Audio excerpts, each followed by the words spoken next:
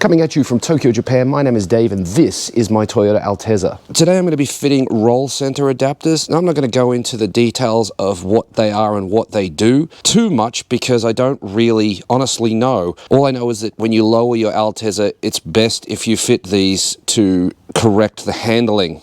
You will notice that there is a bolt missing and there is a story to that I'll get into later on. Let's go get a jack shit.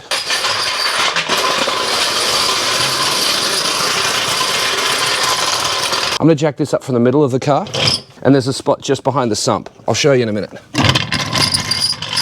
Probably should have cracked the wheels first. Might do that now. How come you still do that by hand? Well, the DeWalt will often crack these, but it doesn't always do it. And I was actually going to try the DeWalt and just grab this instead. So I'm going to stop, go get the DeWalt and see if it'll do the other side.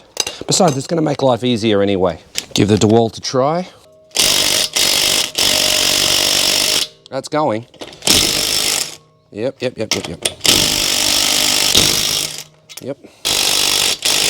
Okay, cool. Well, they're all loose then. Should just grab that in the first place.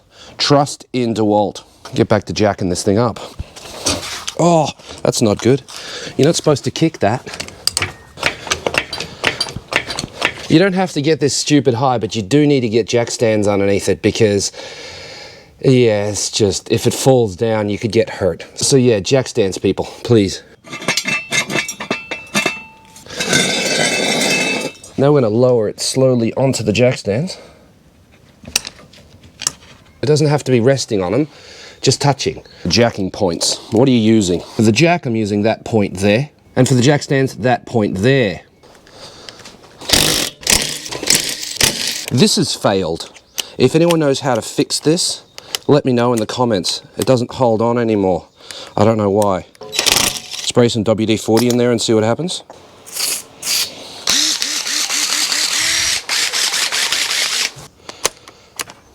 Oh, yeah, that fixed it.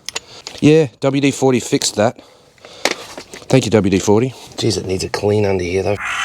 I'm procrastinating. There are two bolts. One here and one here that you need to get off. And that's it. They're 17s.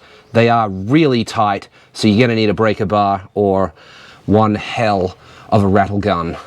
Really is filthy under here. Look at that. Horrible. It's not too bad under here though. This isn't bad. The same socket that does this will also do those. That's handy. That's doing up. Need to go this way. There we go.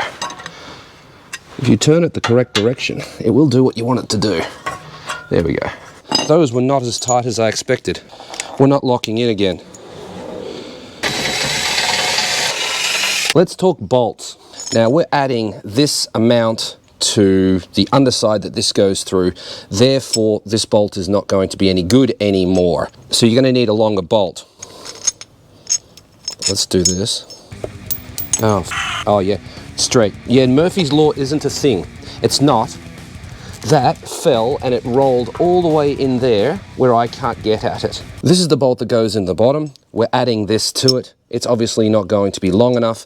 So this is 30 mil thick. You need a bolt that's 30 mil longer. These are M12 1.25 pitch, 65 millimeters long with a hex head on it, sometimes called a cap bolt. Story time. Friend came over and we were fitting these to his car, brand new set. I don't know how I did it, but I managed to ruin one of his bolts. So I gave him one of mine. So I had to order some from Amazon. I couldn't get exactly the same thing with thread the whole way up, but I did get these, and according to the internets, actually having this here makes it stronger. The most important thing is that you get the same tensile strength. On the top of the cap bolt, not this one because it's damaged, but on the top of, let's see, that one, you're not going to be able to see it, but it actually says 12.9. That's the tensile strength of the bolt. That's how strong the bolt is.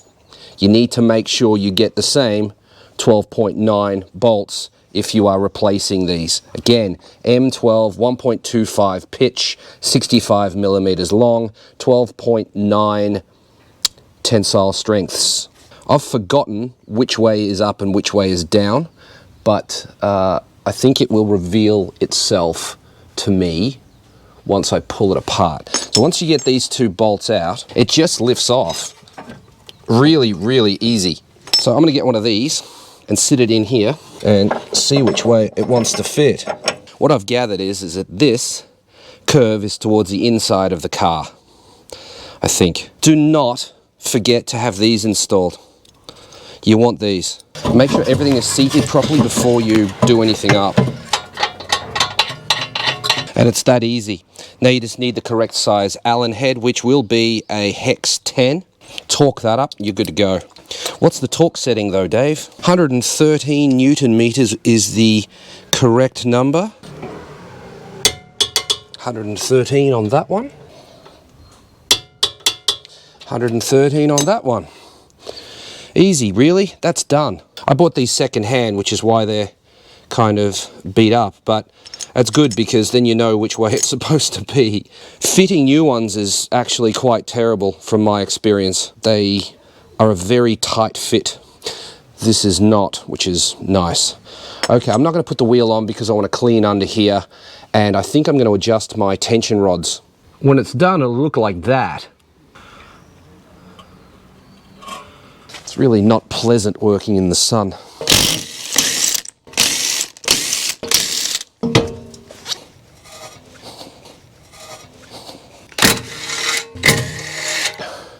Get that, pop it in, put this on top, 2 new bolts. You should be able to run them the whole way in with your fingers. If you can't, something's wrong. Maybe give the thing a bit of a wiggle. Okay, 113, yeah? Done.